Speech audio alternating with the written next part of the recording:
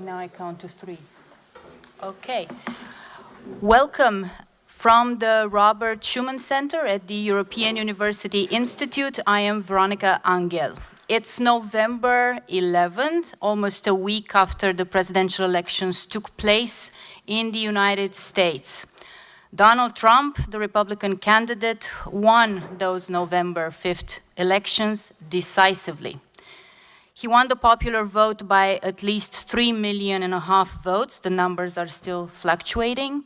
He made large gains with most demographic groups, and he did better than his 2020 numbers in 90% of the counties in the United States.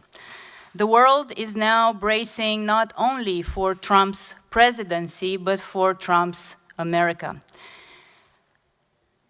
Apart from Trump's victory, with sweeping support, seconded by J.D. Vance as his potential heir and the Republican-controlled Supreme Court, a MAGA-dominated Republican Party also won the Senate and is on the brink of keeping control of the House as well.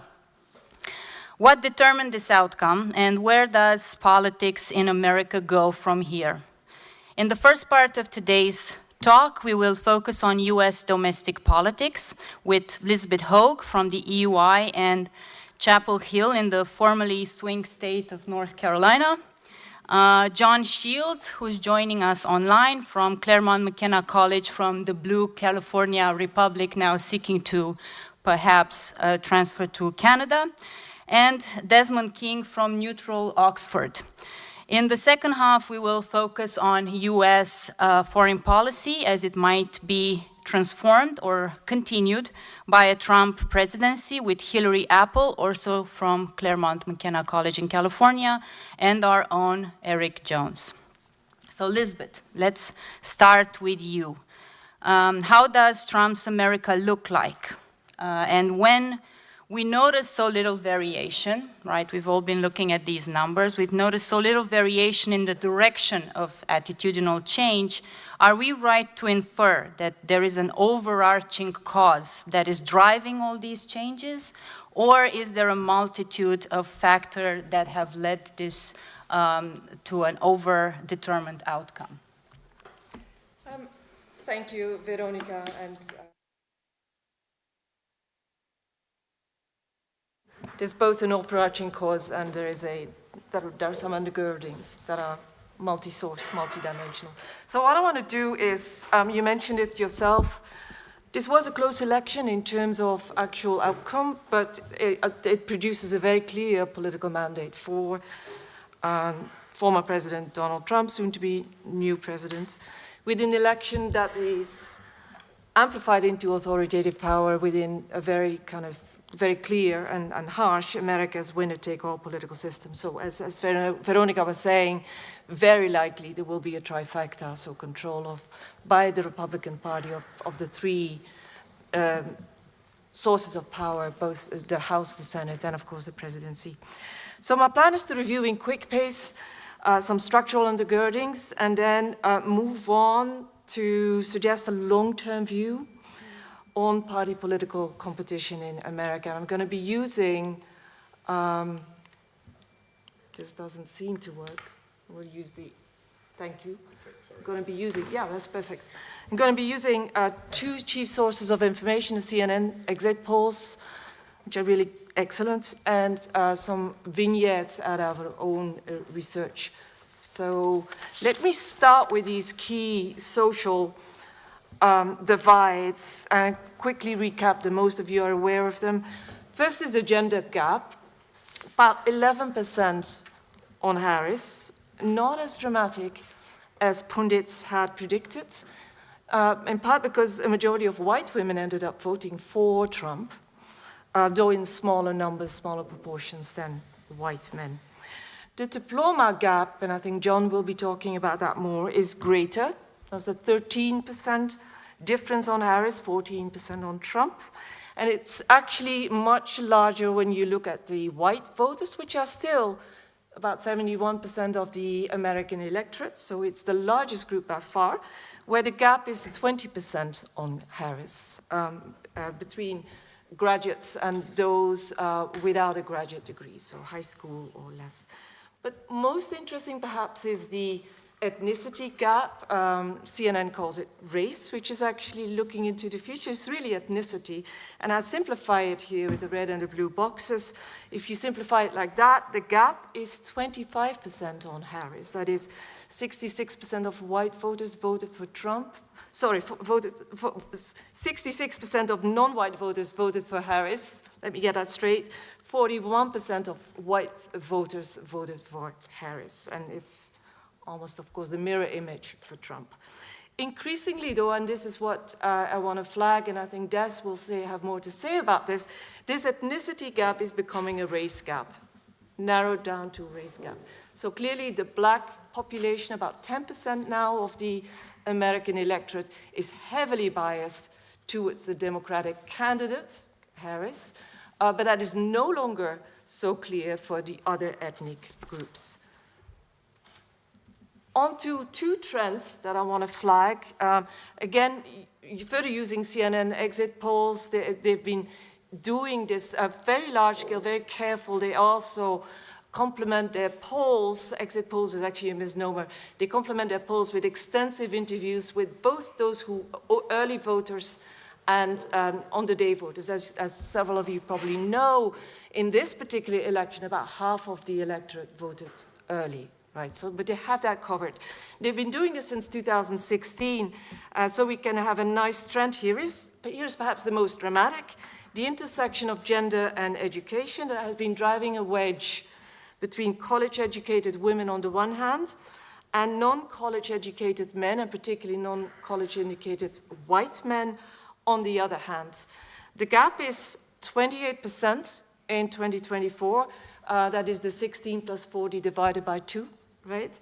And again, to give you a sense of what that means in terms of the population, the female higher educated group is a little larger than the lower educated white male group, not by a lot, 24% versus 19%. But as you see, the lower educated white male group just breaks much more heavily in favor of a party, one party over another than does the female higher educated group, which is a lot more balanced.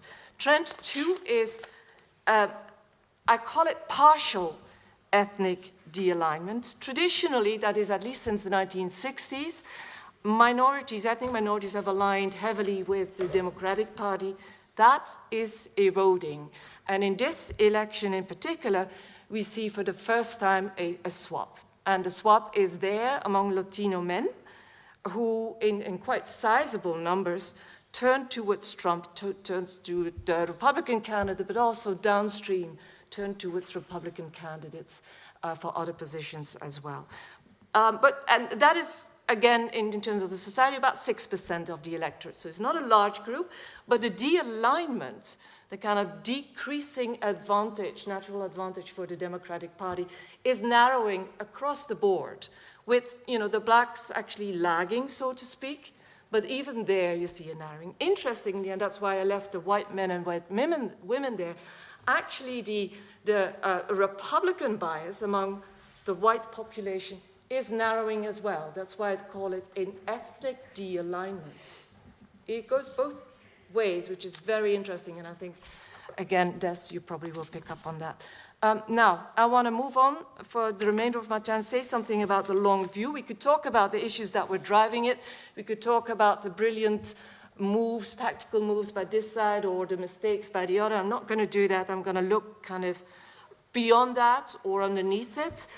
And I think what we're seeing here is we're reaping the fallout of a cultural revolt and a backlash of the majority against part of the establishment. And the revolt is against the fear of imposition of liberal values, that it's extreme woke values. If you live in the United States, you are intimately aware, you're bombarded. We have been bombarded over the past 4 years with woke politics on both sides, but particularly, of course, trumped up by the Republican Party. And that, I think, is now coming to an electoral consequence.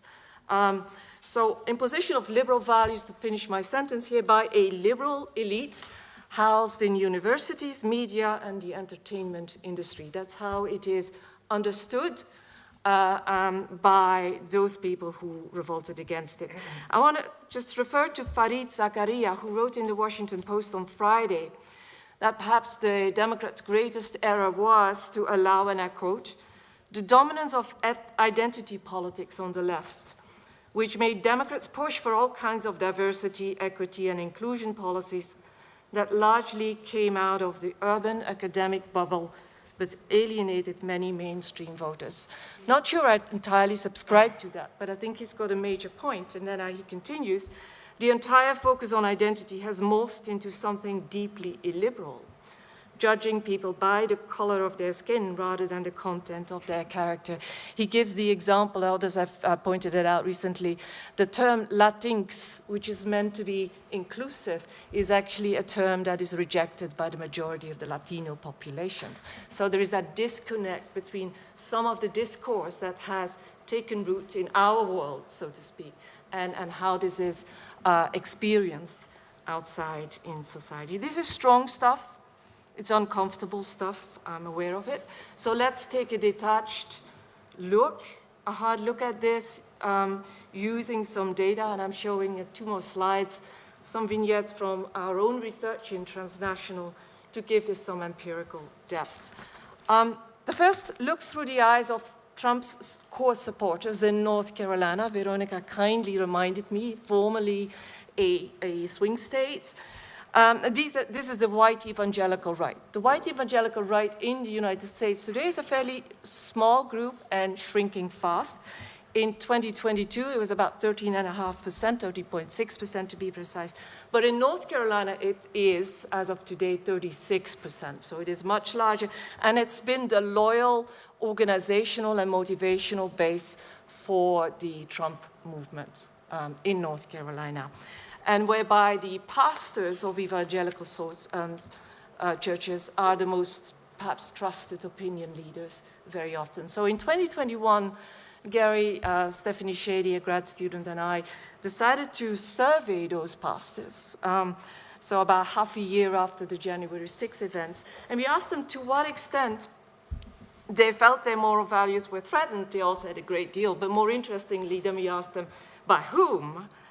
And this is what they responded. You see left the Republican pastors. We also surveyed Democratic pastors, but we're actually most interested in the Republican ones. And so we were not surprised to see that social media was top of the list, and also that Black Lives Matter, this was literally a year after Black Lives Matter protests, which were particularly intense in North Carolina. George Floyd was a North Carolina native, so it had a particular tinge in there. We're not surprised by that, but there is this space, the number 2 spot was universities. And one-to-one interviews confirmed, brought to the fore what is driving this, a deep distrust, an anger, a resentment, a sense that their children are being stolen from them. And we got some hair-raising quotes. Gary, in particular, did one-to-one interviews over Zooms. That give you a sense of how deep that resentment goes. And the final slide, this examines political public attitudes through the lens of the education divide. These are general social survey data over 10 years. And what you see here, we plot the average position on 5 attitudes for 3 educational groups. So we group the public opinion in 3 groups. The yellow ones are the ones with high school degree only.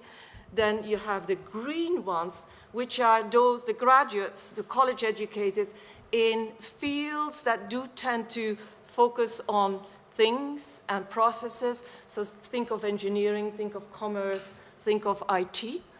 And then you have the purple people, that's us.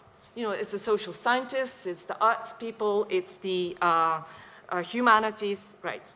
And it's that third group that is associated with the liberal university elite that's been pushing these so-called liberal values onto the majority. So as you might expect, the yellow group, the high school degree people, tend to be the most conservative. So party identification is the classical scale from strong Democrat to strong Republican.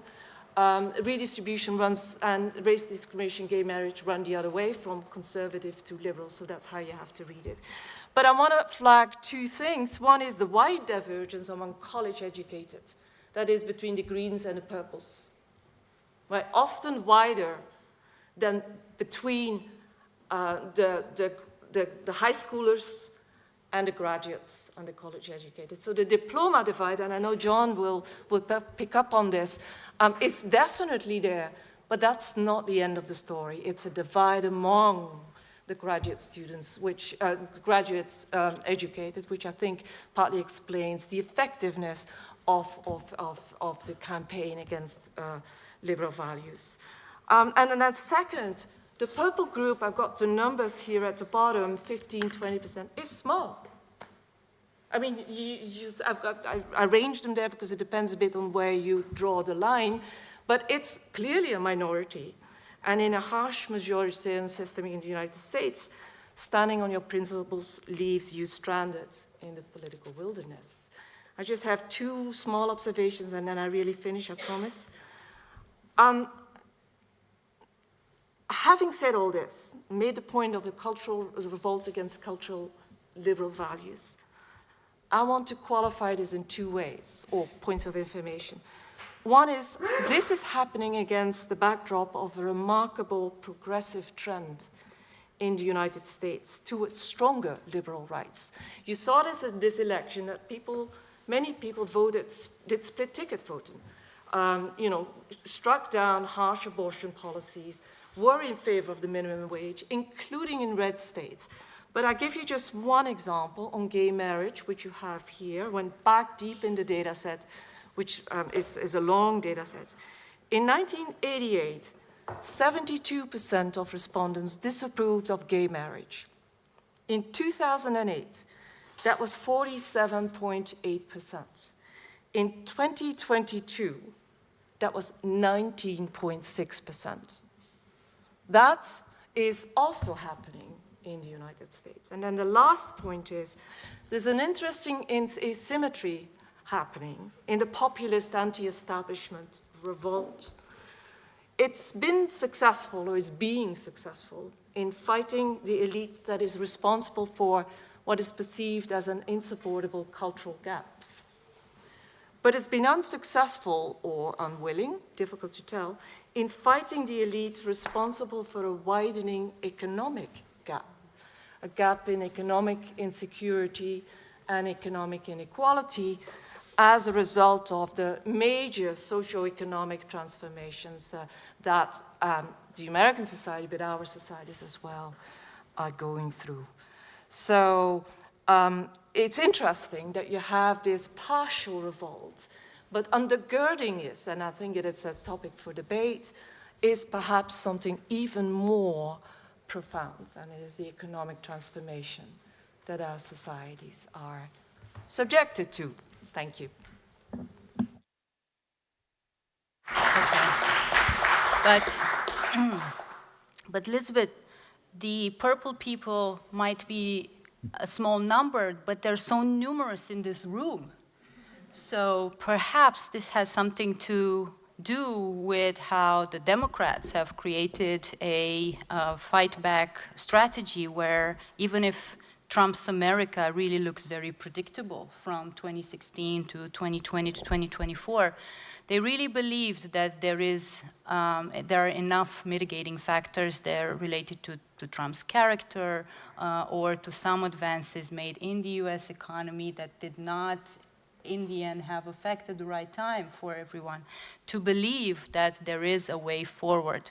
I want to go to John now because perhaps for sure he is best positioned to tell us more about this this cultural backlash.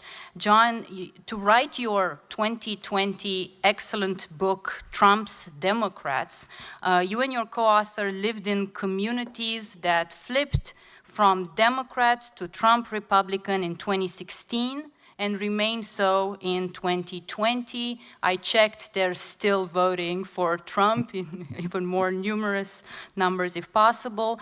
And that's where you discovered a political culture that was ripe for Donald Trump and not necessarily created by Donald Trump. So what do you think explains the break of this Trumpy political culture, your term, Trumpy political culture nationwide, and what do you think makes Trump's America? John?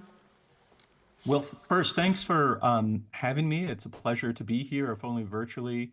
Veronica, I'm not sure I'm quite ready to truck off to Canada, but if Italy will have me, I'm really open to that. So please consider. We are also doing me. quite well with the far right, just so you know what you're coming to. And thanks to Lisbeth, I think it was a great, great overview, really interesting, I think, and did a great job of setting the table for us. I guess I just begin by saying I did anticipate that Trump would win this thing, at least as we neared the election. I didn't think he'd run the table. I didn't think he'd win all the battleground states. And I certainly didn't think that he'd win the popular vote. But because he did, this victory feels different to me than his victory in 2016 in some respects. So I think I want to just say a brief word about it, and then talk a bit about Trump's America. 8 years ago, he won by the barest of margins, and he did it by mobilizing white working class voters in the Rust Belt. It was an extremely narrow election. I think he was a little surprised he won. But last week felt really different. I mean, as Lisbeth emphasized, I mean, he won practically. I mean, he increased his margins among practically all groups, right? I mean, nearly every county in America swung his way. He even really did well in urban counties, right? And he won practically all demographic groups, as Lisbeth emphasized. College-educated Americans surged his way a bit. Asian Americans did. Young Americans did. Notably Latinos, of course. White college-educated women seem to be sort of the outlier here. So in light of that, I'm inclined to think that in some ways Harris lost, not because of her weakness as a candidate. I think she lost because it was a really tough year to be an incumbent, and it was a tough year to be an incumbent because the post-COVID years have been hard here as they have been elsewhere. And so she lost primarily because the Biden administration was just deeply unpopular. So in a sense, I mean, I would say that, I think this election was close, partly because Trump was actually a weak candidate. I mean, he's still broadly unpopular in the United States. About 44% of Americans give him a positive rating, which is lower than Harris's numbers. He's unpopular. And so my intuition or my speculation here is that had a more kind of conventional Republican run, like had it been Nikki Haley, I wonder if this really would have been a much larger landslide on behalf of Republicans. Okay, I want to pivot and say something though about Trump and his appeal to particularly voters outside the professional class. And this is the diploma divide has been an important cleavage in American politics in the Trump years. And it emerged relatively quickly. I mean, we forget that Romney won, albeit very narrowly, but he won a majority of college-educated voters in 2012. Just a bare majority, whereas Trump is winning 2 out of 3, or Trump is winning 2 out of 3 non-college educated voters. At the same time, I think it's worth remembering that the diploma divide is really remaking politics inside the Republican Party. Non-college educated voters really preferred Trump during the Republican primaries. So when Republicans were surveyed prior to the primary elections, college educated Americans actually, preferred other candidates to Trump. They were ready to move on, but non-college educated Americans were not, and so we got Trump as the nominee in the first place because of the preferences of non-college educated whites within the Republican Party. So it's really reshaping conflict, I think, within the party, um, and not just outcomes of races between Democrats and Republicans. It's really remaking the Republican Party from the ground up. So if you look at really local races from fights over precinct captains to in the party to Republican primaries over state legislators and those offices, it often pits more MAGA-aligned Republicans with more traditional Republicans. And what's notable is that the MAGA-aligned Republican candidates tend to just have less formal education than the more traditional Republicans do. And so I've been doing a lot of research recently with Steph Moravchik on a book on this topic, and we've been spending a lot of time in the state of Wyoming, which is a very Trumpy state. And there's a very fierce civil war, right, between more traditional Republicans and MAGA Republicans. And again, the MAGA wing has a very different social profile. They tend to, in fact, a majority of the MAGA-aligned Republicans in the Wyoming State House do not have college degrees. Right? They come from different social backgrounds, and some of them come from truly humble backgrounds. I mean, one guy just recently got elected to the state Senate, and he did it through his job as a pizza delivery guy. Like, he'd show up and knock on doors and hand out campaign literature. Now the head of the party in Wyoming, he's also a working class guy. His former job was a pest exterminator, so he's like the guy that you called if you had too many ants, and now he's head of the GOP in Wyoming. I think, if these trends continue, there'll be no lawyers in the state house, in the Wyoming State House, right? Say what you will about lawyers, this seems like, maybe not the best trend. And these conflicts are playing out in red state after red state. So again, this is a social cleavage that doesn't just separate blue from red America. It's profoundly shaping conflict within the Republican Party, and it's remaking it in a very serious way. And I think it's a part of the story that gets lost. Okay, I want to say a brief word on why this cleavage matters. Why is it so politically salient?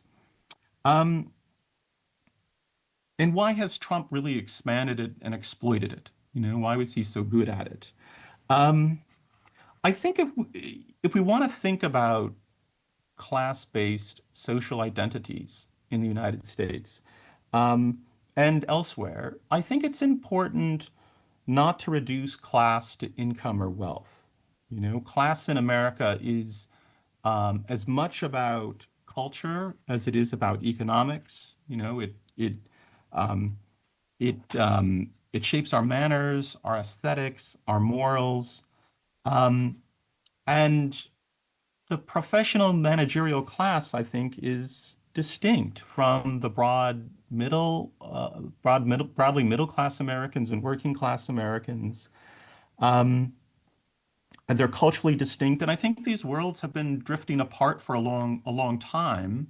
And Trump sort of figured out how to exploit it and exploit this social cleavage. I think a college degree is a sort of crude proxy for these social class differences, though I think in ways that Lisbeth has emphasized it's crude, and I'll try to make this divide concrete by focusing on two hypothetical voters here. consider, an electrician from Southern California. This guy makes a really good living. If you were to survey him on an exit poll, he'd look pretty upper class. But his tastes are really middle brow, right? He drinks bad beer. He watches professional wrestling on occasion. He's watched every Vin Diesel film that's been made, right? He likes Applebee's. He's a little overweight. He's not obsessed with his diet or his health. Now contrast that guy with, say, a PhD student in philosophy at UCLA. And she doesn't make much money. If she were to be surveyed by an exit poller, she'd seem downright poor, right? But she also has highbrow taste, right? She may listen to classical music. She's probably traveled to foreign countries. She may frequent art museums and appreciates fine wine. She's never seen a Vin Diesel film. She would never go to Applebee's. She's obsessed with health and fine food, right? These two individuals live in different social worlds. And it's largely because of their social class. It doesn't have much to do with income. And they kind of look down on one another. The aspiring academic looks down on the social milieu of the skilled tradesperson. She may see these folks as boorish, unrefined, déclassé. In turn, I think the tradesman is more likely to consider the culture of elite graduate schools to be effete, emasculated, pretentious, haughty. It puzzles some that the uber wealthy Donald Trump became a hero of the broad working and middle class. But I think it's only because they're thinking about class in the wrong way. Trump is rich and he's déclassé. Right? So many of his behaviors and taste, from his garish homes, right? You've seen his apartment in New York. None of my colleagues would be embarrassed to live in that place, right? To his volatile marriages, to his brash straight talk, to his machismo, right? All of it signal his social proximity to Americans with middling educations and fortunes. And they signal his distance from the professional class, a world that is increasingly detached in all kinds of ways, right, from the mores of the broad American middle. And I think that's Trump's genius. He's great at practicing a class-based identity politics, right? And he's mobilized the class-based social identities of Americans outside of the professional managerial class. And he did this just, endlessly this last election, right? He's constantly sending class-based social signals, from his selection of J.D. Vance as his vice president to the lineup of speakers at the Republican National Convention. I don't know if any of you watched the RNC, but he had figures like Hulk Hogan up there. Again, middle brow entertainer figure, well known to lots of middle Americans. I think I need to wrap up here. So I guess I would just say, in closing, I think the one question for the GOP, which is aspiring to be the party of the working class and the middle class, is, can it do more than practice a kind of class-based identity politics, right? Can it represent the class interest of the broad American middle? And what would that even look like? I'll end there. Thank you. Thank you, John. So it's perhaps important to note that the world's 10 richest people made $68 billion on Wednesday alone after Trump's election. So I'm really hoping that that will trickle down to the electrician in your story as well, to make this not just about culture, but also about economics. I will go to Des now. And Des, we've spoken so many times. You studied race and political violence in the US for a long time. Your 2024 book, America's New Racial Battle Lines, Protect versus Repair, is, I think, one of the few books that is still keeping the idea of reparations in the conversation. You map the shifting racial policy alliances that have shaped American politics across different eras. In this election, though, and I'll push back maybe just a little against this idea that that race matters. So in this election, those lines hold between white America and black America, but even black men have shifted closer to Trump, voting 1 out of 5 for his politics, almost double from 2020. While Trump increased his share of the Latino vote, as Elizabeth pointed out, substantially from 32% in his 2020 loss to Joe Biden. So it's culturally conservatism and more economic liberalism bridging that race gap just a little bit. We're not worried about civil war anymore, but is the racial gap being bridged by Trump as well? Great. Thanks very much, Veronica, and thanks for inviting me. I'll try and pick up on those points as I go along. I'm very grateful to Elizabeth for giving us a lot of useful data on this. I mean, the scale of this victory is astonishing and shocking, and I think even those who thought there would be success didn't expect it on this scale. So we certainly have to do a lot of analytical thinking about what it means and where it comes from. I would suggest initially a little bit of perspective in terms of the last couple of decades, because the dominant thesis in studies of American politics this century has been about polarization, how deeply polarized the country is. And Paul Pearson and I think it's with Eric Schickler, the Berkeley political scientists, have just published a book called The Partisan Nation, which is all about this and the histories of it. So where does this election fit into that background? Where does it fit in back to, if you remember, in 2008, one of the reasons I've written on this subject of racial divisions, in 2008 there was a huge amount of celebration about the post-racial America had arrived. Obama was elected.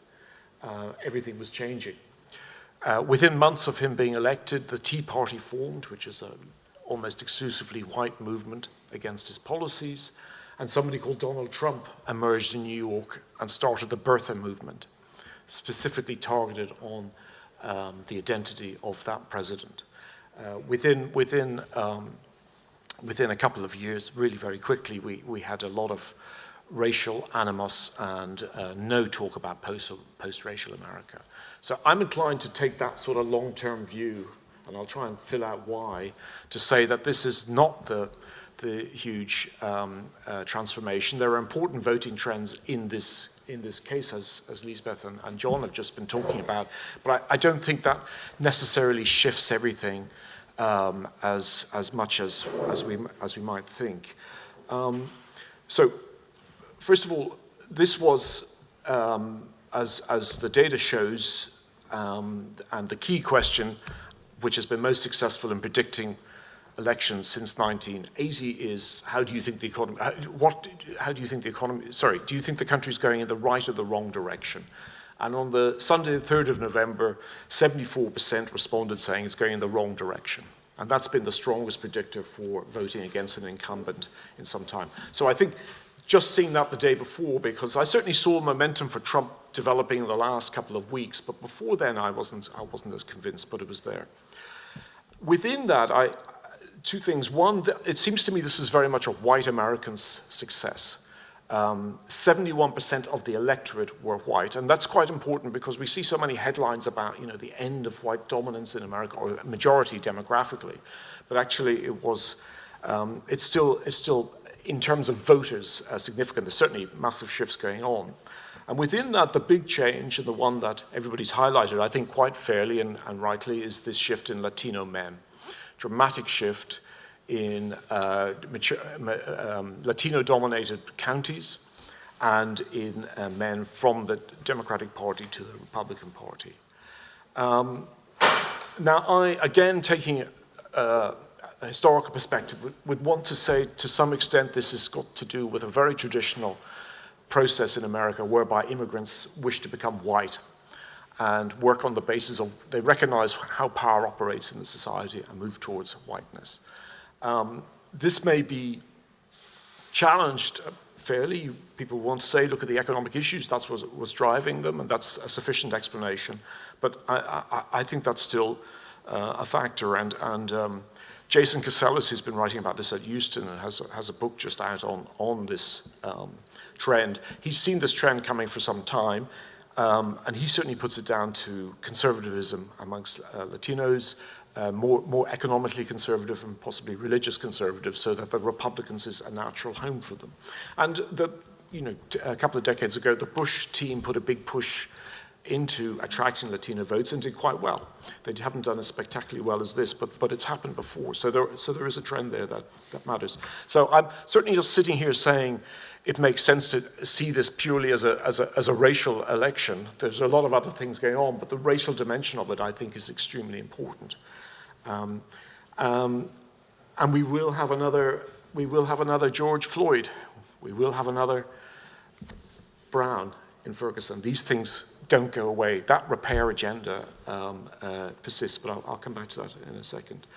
I'm struck by the blow that the black voters wanted to give to the Democratic Party. The change in city votings and some of the outer suburbs is quite notable, and we can probably go into that again, but there's no doubt that that's a significant shift. The democracy dying argument didn't seem to have appeal, and as Lisbeth quite rightly points out, there has been liberalization in social views.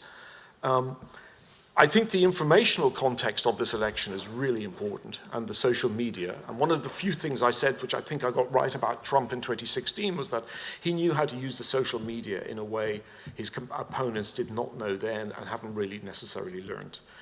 His use of social, when I study civil rights movements, there's a term to refer to the famous civil rights movements like the NAACP and March on Washington and so forth as legacy groups compared with the whole host of NGOs that have developed since the Black Lives Matter movement started. And the same, I think, holds for the media. We can start talking about the legacy media, which doesn't seem to be as consumed by as many people as others, and this social media, with particularly podcasts, was used stunningly well. The numbers on we all know the Joe Rogan thing, the numbers on that are staggering, 45 million seeing this. Harris was advised to go on to it. She couldn't negotiate the terms, apparently, because he wanted her in the studio. That certainly looks like it was an error in retrospect. I'm not sure it would have made a fundamental difference, but clearly that's the media through which people acquire information is significant, and that has to be attended to by the agencies. I think there's also African-American discontent with the Biden administration. There are two major pieces of legislation it failed to pick up and run with, which is the Voting Rights Act and a police reform bill, both of which have been in the Senate through this period. And criminal justice, voting rights are issues which remain pertinent and will continue to be pertinent in the division in the country. There's no question that the anti-wokeism, it seems to me, didn't appeal to a lot of the voters, including Latino and Black American voters. I see a big context of rolling back here. The affirmative action program was rolled back significantly by the Supreme Court last year. The hounding out of office of the first Black woman president of Harvard was a signal about how the priorities are changing, what's going to go on there. And if you remember back to the nomination of Supreme Court Justice Jackson and the way in which that was undertaken in the Senate with deep, deep polarization. She was subjected to hours of questioning, very aggressive questioning by Republicans such as Josh Hawley and Tom Cotton. So that background there is having an effect, and working at this, it seems to be the whole time. Amongst African American scholars, there's a feeling that the mobilization of former President Obama was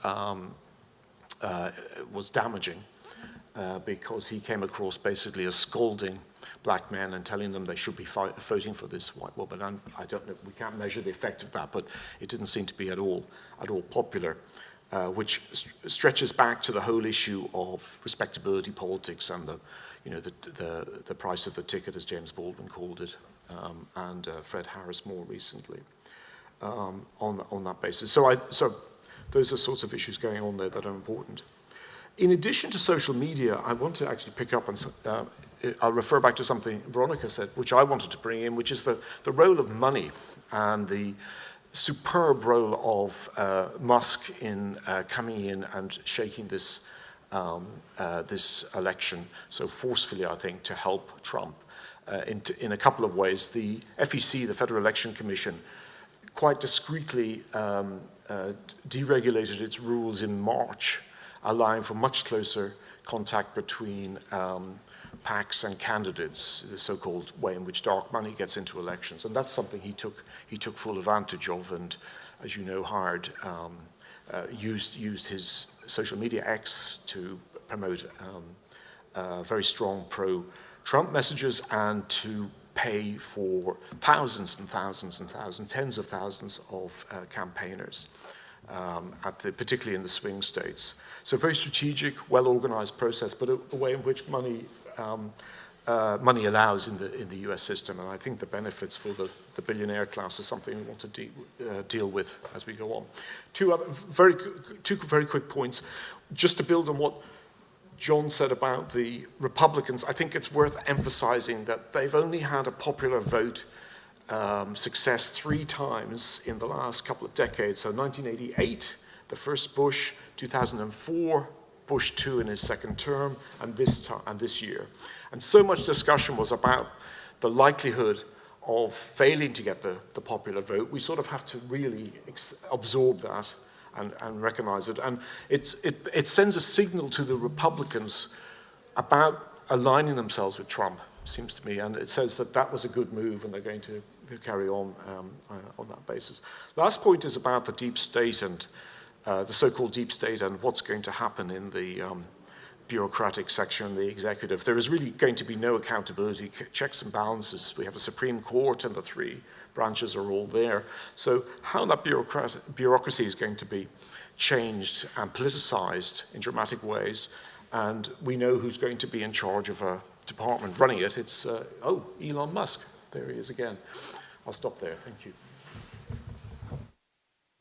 Speaking of, right, so many questions there. I would particularly pick up where you left on the mobilization of Obama. I thought that was very interesting and counterintuitive, but perhaps we'll have time in the Q&A. But speaking of things that won't go away, facts. And so let's talk a little bit about facts and foreign policy, and I'll start with Hillary online. Trump's politics are meant to disrupt the status quo and in US foreign policy. Yet while Trump's politics might be different, facts don't change because Trump won elections. So Putin's goals in Ukraine stay the same, right? Erase the country's sovereignty and independence, create instability in the EU, divide NATO. A ceasefire in Ukraine that is favorable to Russia, even if Trump negotiates it on a more friendly basis with Putin, still brings Putin closer to his goals. So to quote directly from the title of one of your latest papers, has Russia's anti-NATO agenda succeeded, and is Trump part of that success?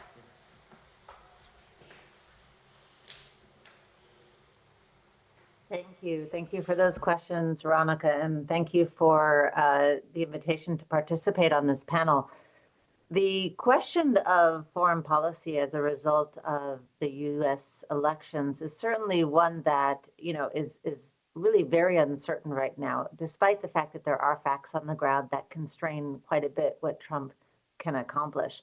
I think it was 𝘞𝘩𝘮𝘕 who wrote very recently in the last week that the rest of the world doesn't get to vote in the U.S. elections, and yet when it comes to foreign policy, it very much affects their circumstances, and that could be true certainly nowhere more than in Ukraine right now. So the question is, what does this Trump win mean for U.S.-Russian relations as well as for the war in Ukraine? It's a very difficult situation to think that because Trump has been so pro-Russia in the past, and even in many things he said in the last 4 years, that he's going to be able to do much to move the needle in terms of U.S.-Russian relations. In fact, they've been in decline for about 15 years. It's not something that is limited to the Biden administration, although one can't imagine a worse relationship really than what has evolved under Biden, when he called Trump a thug, he called him a criminal, he's called him things that were not constructive. And in fact, this is something that Trump has pointed to in the last 4 years, that the rhetoric coming out of the United States toward Russia has hampered its ability to be constructive in thinking about an endgame scenario for this war. So, the reality is that we all know that Trump has made some pretty strong statements about what he wants to do in terms of U.S.-Russian relations. He wants to improve them. He wants to use the relationship that he has with Putin to improve the U.S. role in trying to bring about some kind of ceasefire, armistice, or end of hostilities. But that desire is very far from what can be accomplished easily. In fact, there was a lot of expectation in Trump 45 that he was going to be able to improve U.S.-Russian relations. But if you recall, he was blocked left and right in his ability to do that. And there are a lot of reasons why that's true. One is, if you recall, there was this cloud hanging over his head that there were examples of collusion between, Russia or, the Putin administration and the Trump campaign. And so advisor after advisor, or even official after official, went down as a result of legal developments that essentially undermined any kind of ability to work constructively with Russia. So, Trump's campaign manager for a while, Paul Manafort, was convicted. Mike Flynn had to resign as national security advisor for, Russia-related collusion assumptions due to relationships or meetings he had held with the Russian ambassador 𝘞𝘩𝘮𝘶. Michael Cohen, of course, also there was a Russian dimension to his demise.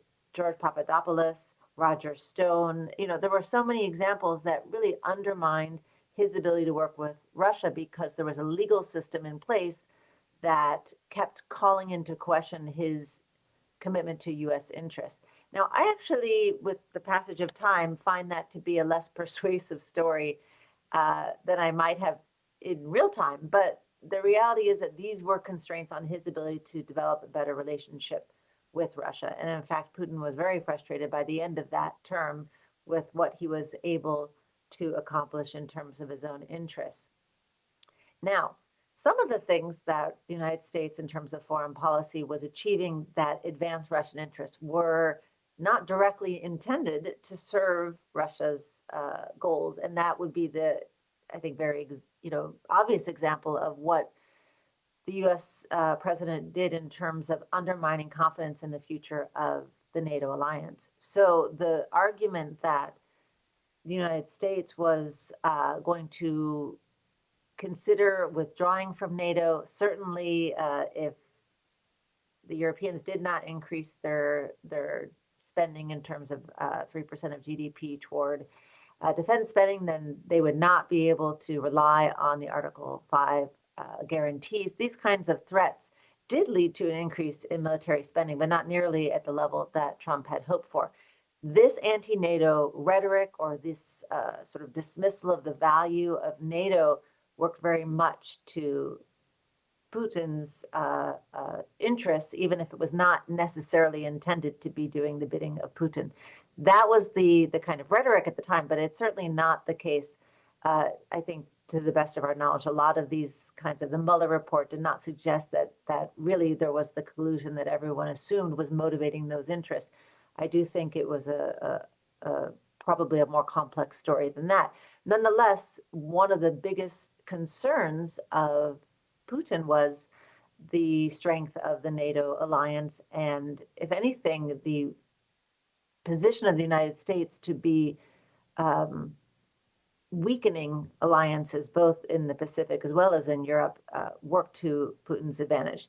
Now, when it comes to the war in Ukraine, the position of Trump could be assumed to be very much anti-Ukraine, and I think that there's plenty of evidence to suggest that will be the case from the first administration. After all, we know that one of the impeachments of Trump was around, the fact that the Trump administration blocked the transfer of weapons that the U.S. Congress had already appropriated, had already determined were forthcoming, based on his desire to get information about Hunter Biden that would help in his election campaign, which he assumed would be against, that was against the Biden campaign at that time.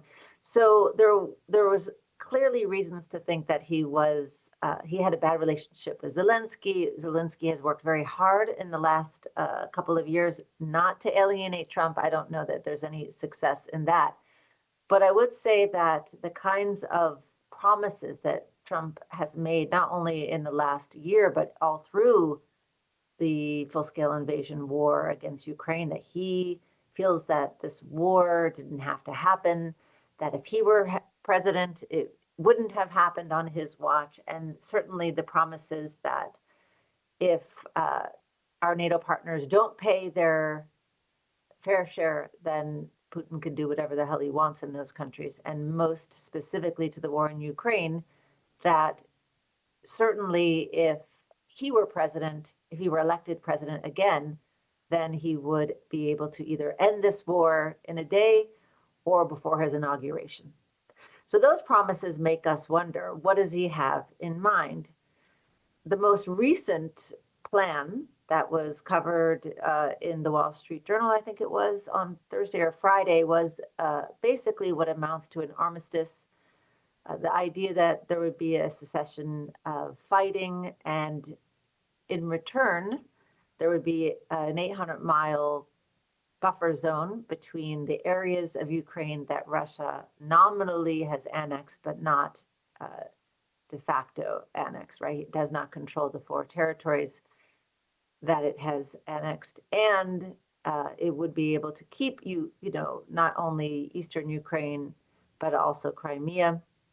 In exchange, I should say one more dimension of this plan that was covered included the idea that all of Ukraine would be a kind of buffer zone, in that it would promise to be out of Ukraine for 20 years, and this would be a pledge by the United States as well. And then what would Ukraine get for this? Unfortunately, not much. Ukraine would be able to expect massive amounts of weapons to be on the parts of Ukraine that have not been annexed, as well as some possibility of NATO troops on the ground in Western Ukraine to really sustain the autonomy and independence of Western Ukraine and Central Ukraine against any additional Russian aggression. Now, it doesn't seem that there's any indication that Zelensky would agree to such terms. There is no indication of that, but he has real problems in terms of being able to continue this war without U.S. military support. So this is really what the U.S. has in terms of leverage over Ukraine, which is without our weapons, not only without our resources, but without the actual weapons, you don't have air defense systems or long-range missile capabilities that the Europeans can provide.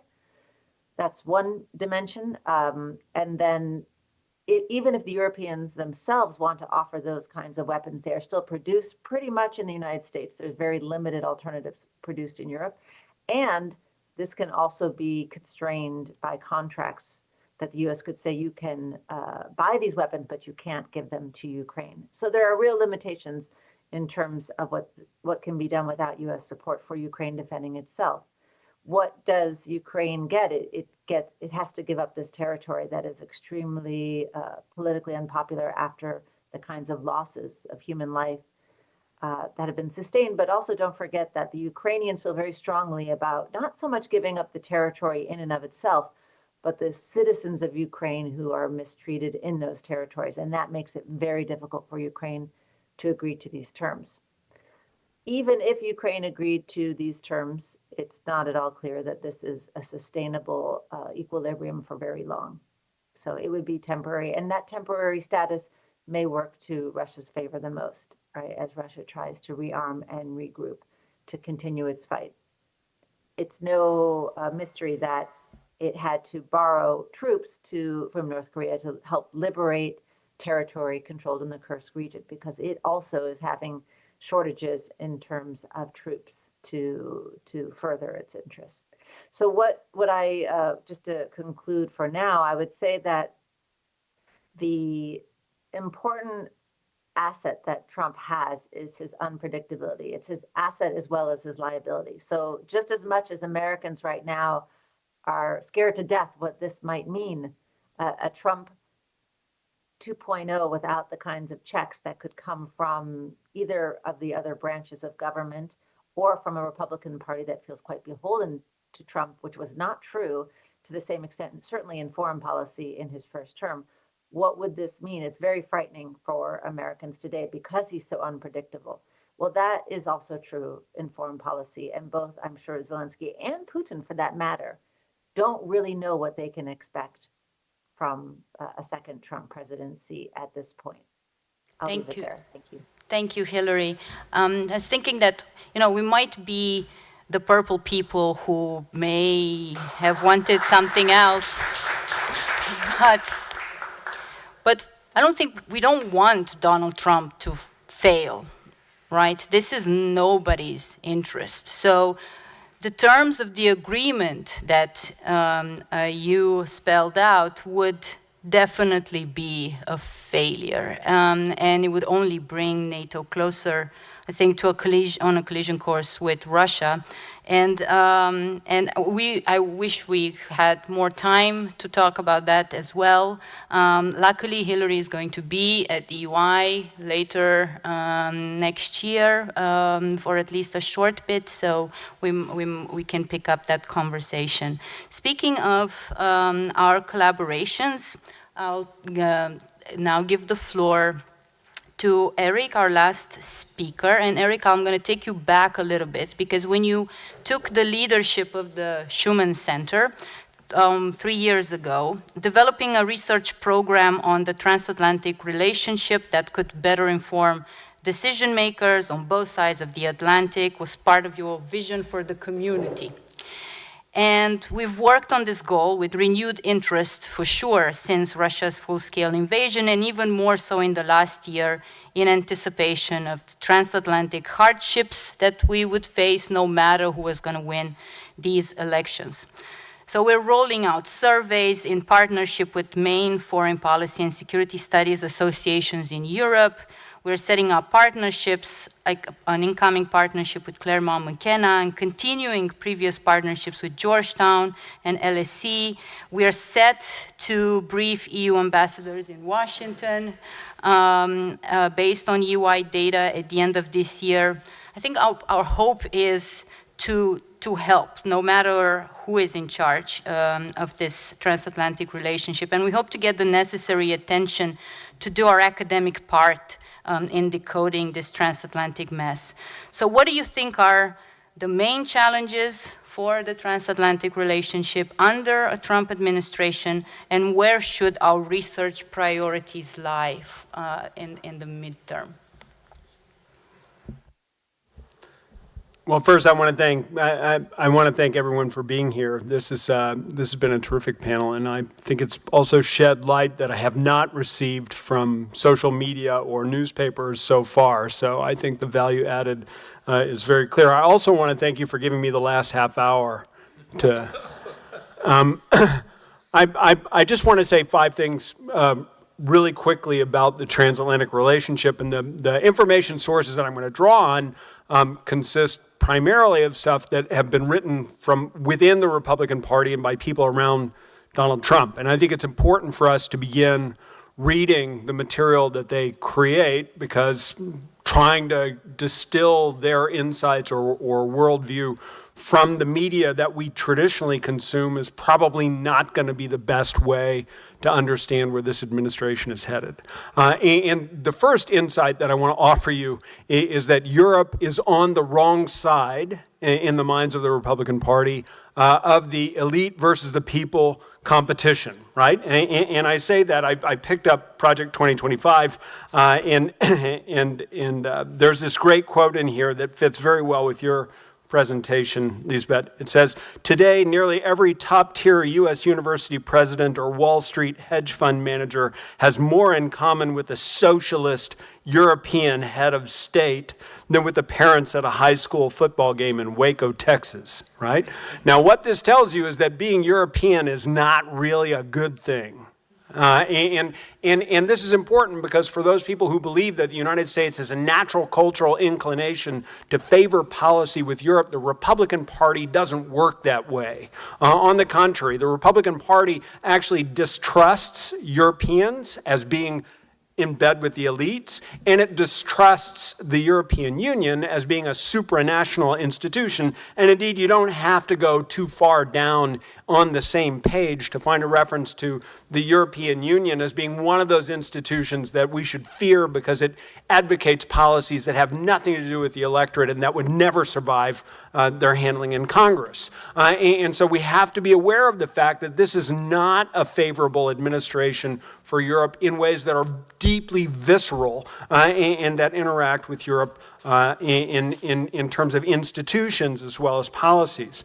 The second thing that we should know is that a cornerstone of this administration is going to be burden sharing within the alliance. And burden sharing within the alliance from this administration's perspective has to do with reducing the U.S. force posture in Europe. That's printed in black and white in their planning documents. And reducing the U.S. force posture in Europe means pushing a lot more of the responsibility for European conventional security onto the Europeans themselves, so that ultimately the NATO alliance becomes a structure where the United States offers nuclear deterrence, but the Europeans are responsible for their own conventional security. And within that framework, I don't think we need to worry about the United States withdrawing from NATO. I think we have to worry about the way the United States reinterprets NATO so that the United States is no longer operationally active to the same degree on European territory. And I think this aligns very closely with what Hillary was talking about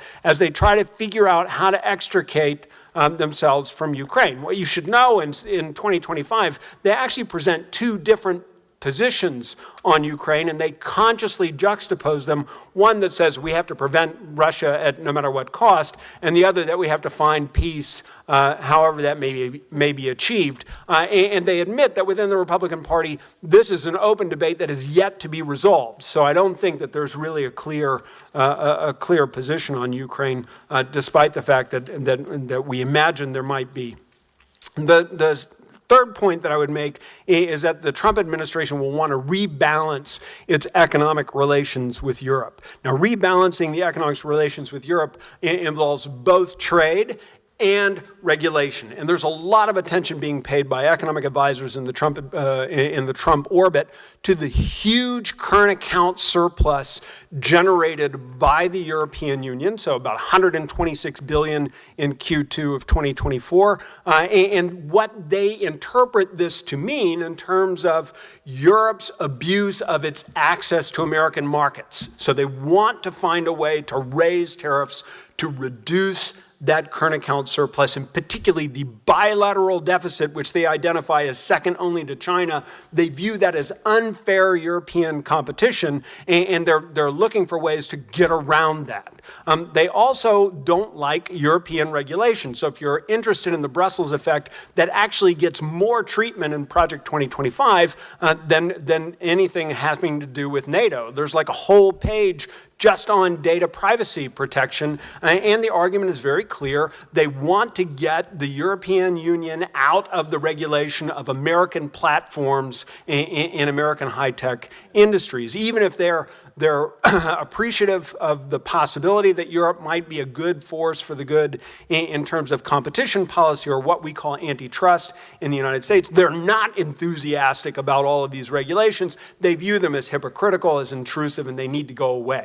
And so they're going to push back on that. But the news is not all bad, and this is, I think, important for you to understand when looking at the stock markets. This document is very clear on the need to promote trade promotion authority, in order to ensure that there are new trade negotiations with Europe that focus narrowly on trade, so not mixed agreements, that liberalize trade to the greatest extent possible across the Atlantic, that bring Europe into the free trade exemptions that are already embedded in a lot of U.S. industrial policy, and foster commerce across the Atlantic, which only makes sense given the size of investments that many of Trump's backers have in the multinationals that work on both sides of the Atlantic. The other thing they want to embrace is mutual recognition in the regulatory sphere. So a lot of the things that used to be in the Transatlantic Trade and Investment Partnership reappear in Project 2025. So we talk about rebalancing the relations. We talk about them pushing back against the Brussels effect. What they really want is to get to a situation where American regulations are accepted in Europe, and in exchange they'll accept European regulations in the United States, as long as they're not binding in that painful way that the Brussels effect might suggest. So this rebalancing could work in favor of business, although I have to say I'm dubious. I'll be interested to see how it plays out in real time. The fourth point I want to make is that the Trump administration will try to disrupt the European Union as a political entity. It's going to do that in two different ways, and they make this point explicitly. One is to keep London from gravitating back toward Brussels in this post-Brexit environment. They want to cultivate or recultivate a special relationship with the United Kingdom to keep Britain away, because they believe that Britain is a great source of influence that they have in the European continent, and they don't want Britain to fall under the sway of those terrible Brussels-based elites. The other thing that they're going to do, since they don't have Britain in the European Union, is they're going to cultivate close alliances with the countries of Central and Eastern Europe that they say are under Russian threat. But I think we can really just substitute Hungary and maybe Slovakia into this expression. They're going to cultivate those relationships because they need them in order to influence the way the European Union is headed. And this is going to be terribly disruptive in many ways. The fifth point, and the final point in this part, before I get to the second part of your question, Veronica, is that whatever happens in the Trump administration in terms of policy, it's going to have a much broader impact on Europe in terms of politics. And that's because if there's a people against the elites revolt in the United States, there's also one in a European context. And those European politicians who want to overturn their own domestic elites are going to find willing support and active speaking engagement at CPAC, the Conservative Political Action Committee, and they're going to get lots of legitimacy that they otherwise would not have, and prominence, and so I think we have to pay attention to that. So what should we be studying? I think we should study four things or five, but I can do them really quickly. The first is the requirements for European conventional security. There was a really good book by Ben Hodges, John Allen and Julian Lindley French called Future War and the Defense of Europe, that laid out what they thought was the base case for conventional defense requirements. But I think that needs to be updated, and that book only came out in 2021, right? So I think we actually need to reconsider that fundamentally. The second thing is the requirements for European strategic autonomy. If the European Union is going to act autonomously from the United States, how does it need to organize itself to do so? What are the nodal points of interdependence that it needs to neutralize so that it can get some degrees of freedom from the Trump administration? The third thing is, what are the degrees of freedom that Europe will have between the Trump administration and Xi Jinping's administration in China? One thing that you should know is that there is an expectation that is woven throughout Project 2025 that any American ally must align with U.S. policy toward China. And so the choice will have to be made at some point by European politicians. The question is how much room they'll have to fake the choice or to make the choice in a way that still gives them some leeway dealing with China on their own. The fourth thing is, what are the opportunities for cooperation across the Atlantic? I've named the trade agreements and the mutual recognition of regulation as two, but I think there are probably others that we can discover as well. Hopefully in space. The regulation of space is something that's a big, hot topic at the moment. I don't know, but I suspect that there's somebody close to the Trump administration who's interested in the regulation of space as well. And by space, I mean outer space. And so hopefully we can find some common ground on that. And the fifth of these linkages between the Republican Party as it exists today and anti-elite political movements in Europe. I think we need to study that because there are these incredibly important conveyor belts, both of ideas and of political strategy, that we will need to understand because this Trump thing could become an embedded part of the transatlantic relationship. And if it does, we'll need to know how it works. Thank you. Well, this would not have been a panel chaired by me if I wouldn't go home with a homework list of things to do. So excellent. We know what we have to do in the foreseeable future. I think well, we've run out of time for a second round of questions, but it was important to have as a first event on the transatlantic relationship in this space more time to give to our speakers. If you have questions, we have time for a quick round. Those questions ideally would be quite short and not comments. So spontaneous hands up, please. I'm looking in the room, and I'm also connected to the online environment as well, where we have over 100 people watching. I have one question there. Go ahead. Yep. And if you could also say your name, please. And if it is for someone specific, please mention.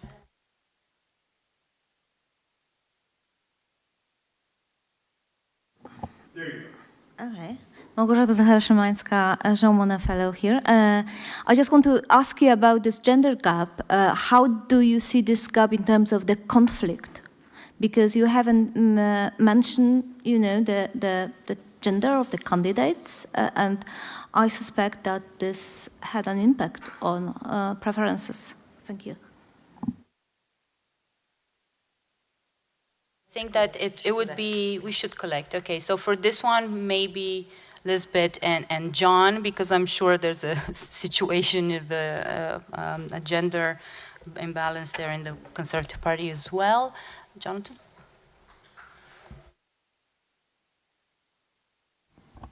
Yeah, Jonathan Zeitlin, visiting fellow here at the Schuman Center. I will really be quick. So I have a question for Lisbeth and one for Eric. So for Lisbeth, I wondered if there wasn't a little disconnect between what the data you showed at the very beginning on what was important to people in the election and the data on the cultural dimensions of the cleavage.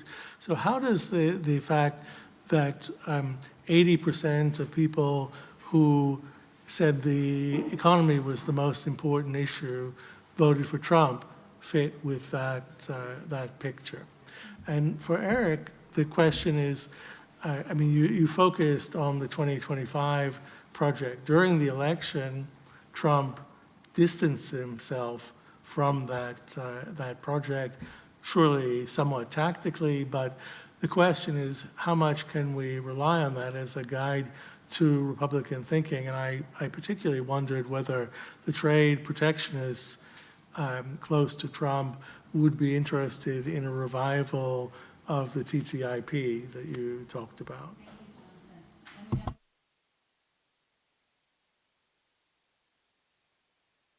No, I'm pushing. I have a question online from someone called Martin Rode, who might be Martin Rhodes, I don't know. The potential pitfalls in the path of the Trump administrations have not been mentioned. So what pushes back against Donald Trump? It's a very broad question. Waltraud? I mean, I would like to ask, what can the EU do to make the Trump administration fail to wreck the planet? The climate change is going on, and Trump cannot undo this. So can the EU do anything to stop this? Thank you, Waltraud. Okay, I think we have more than enough for the time being. So let's start with the gender gap, if that's okay. Maybe John first, or Elizabeth? Yeah, John, go ahead.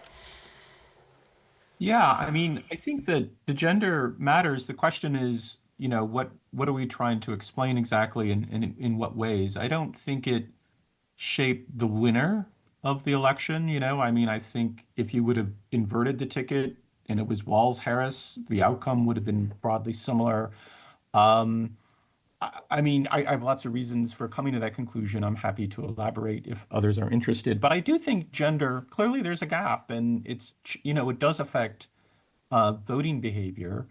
I would just speculate that I think that the kind of hyper-masculine machismo of Trump resonates, particularly with working class men.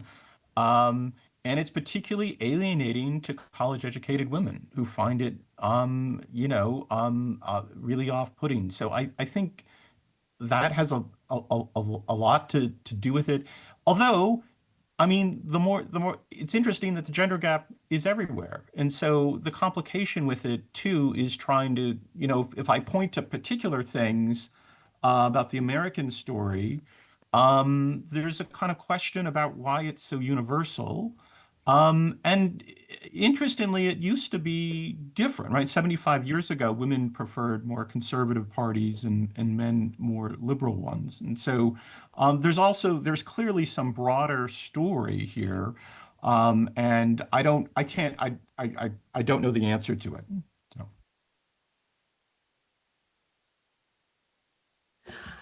So. Future may bring some answers, but you know, we know also, this is comparatively true, this is not just in the United States, that women nowadays tend to be more left both on economic and on social, cultural issues than men. So I think if there is a surprise, it is that the gender gap was not greater, given the vitriolic attacks against Harris as a woman, and also her race. But I think John is right, that there are ad hoc explanations for this election. I don't think the gender gap will disappear, but I don't think it's going to be the main divide either.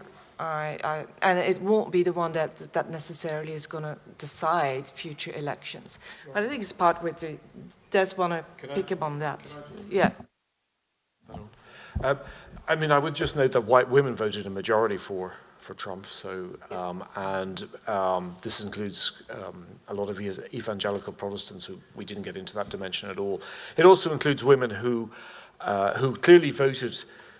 We didn't talk about abortion at all, which was expected to be a big issue, and clearly a lot of women voted for abortion, for the referendum to make abortion available, but then opted to vote for Trump, and that's a puzzle we're going to have to get back to at some point.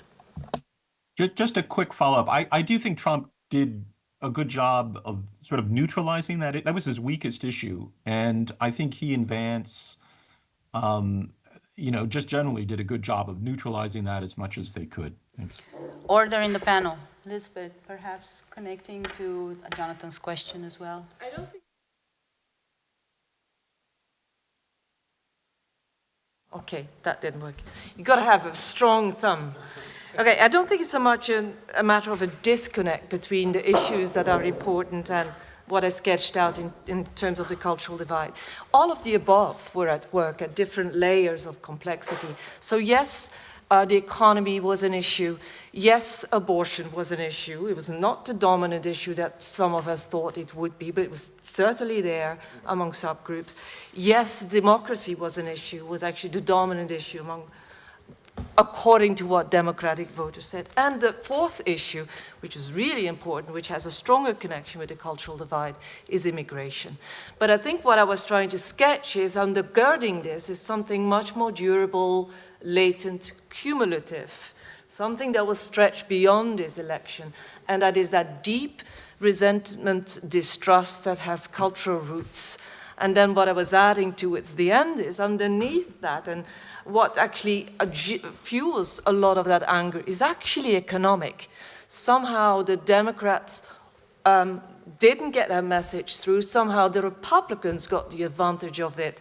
And it was curious but not surprising to those of us who know the Republican Party under Trump that just a day after the election, Republican aides to Trump endorsed that the first topic they will push in the Senate and in the House will be extending the life of the Trump tax cuts. But unfortunately, they will have to walk back the three promises they made to the working class people. The no tax on tips, no tax on Social Security, and what's the third one? Overtime. No tax on overtime, because there won't be money enough in the budget for this. So there is a lot of misinformation, there's a lot of superficial issues, and people talked about the media playing an important role here, but I think the undercurrents are pretty firm. There's strong cultural resentment, and underneath that there is deep and widening economic insecurity that reaches now into the middle classes. It's not only the working class people. Well, the US does seem to be able to running deficits like no other country, so that maybe that's where they're going to get more money from. On the question on the guardrails, we had one more general and a very specific one about blowing up the planet. Who wants to deal with this? Europe, what can Europe do? I don't know. This is an Eric question. Could be anything. Oh, guardrails. Go ahead. Well, I mean, I do share. I don't think those details are going to be the ones that are an issue, but I think there are so many promises that it's. I mean, there is now a majority. I was an anti-Brexiteer person completely, and there is now a majority of the British electorate who says that Brexit was a mistake. So it's taken 8 years to get to that point. That's not going to lead to any kind of big, it's not possible to renegotiate. So, but it does seem to me that there could be a long time. Now, America's different, it's bigger though, it's got more resources, it's got China buying all its treasury bonds. It doesn't have a problem issuing debt in the same way. You could see an alliance where he forces out Powell. There's high inflation. I mean, a lot of the options are inflationary. We know tariffs from economists are highly inflationary. So it does seem to me there is a plausible, pretty grim scenario in terms of domestic policy. And he's going to have to satisfy these people who voted, all these Latino men and others who believe he's going to do something about their cost of living very quickly. And immigration, of course, is absolutely crucial. And that's going to be interesting to follow. I mean, we know historically, again, that when there were great deportation waves in the 1930s and the 40s and the 60s, a lot of US citizens got caught up on that, were sent out. This time, I think that, there may be some judicial intervention. Sorry. So, Valtraud, on the climate issue, I think the best thing that the European Union can do is to embrace both the Draghi and the Letta agendas, right? And embrace them in ways that not only succeed in bringing down the current account surplus, because if you invest an additional $800 billion a year, you have a lot less surplus savings to push out net exports. But they're going to have to do that, and then they're going to have to convince the Trump administration that this is the best way to make money.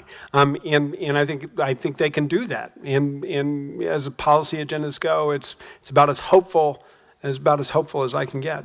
If I can say why I believe the 2025 is a good guide, a lot of Peter Navarro's people were involved in drafting it, and he's quoted extensively in the trade chapter. And much more important, I may have misspoken. There's a lot of belief in the mutual recognition of regulation, but no belief in regulatory convergence and no belief in mixed trade regimes.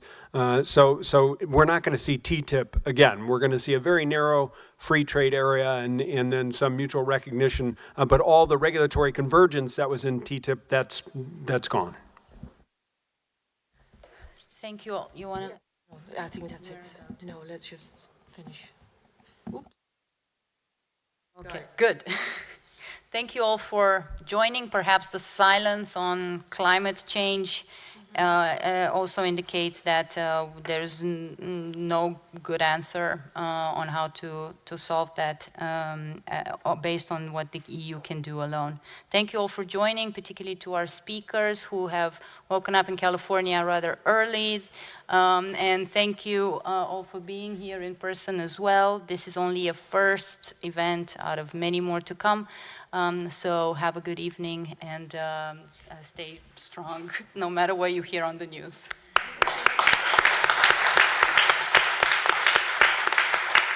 Thank you.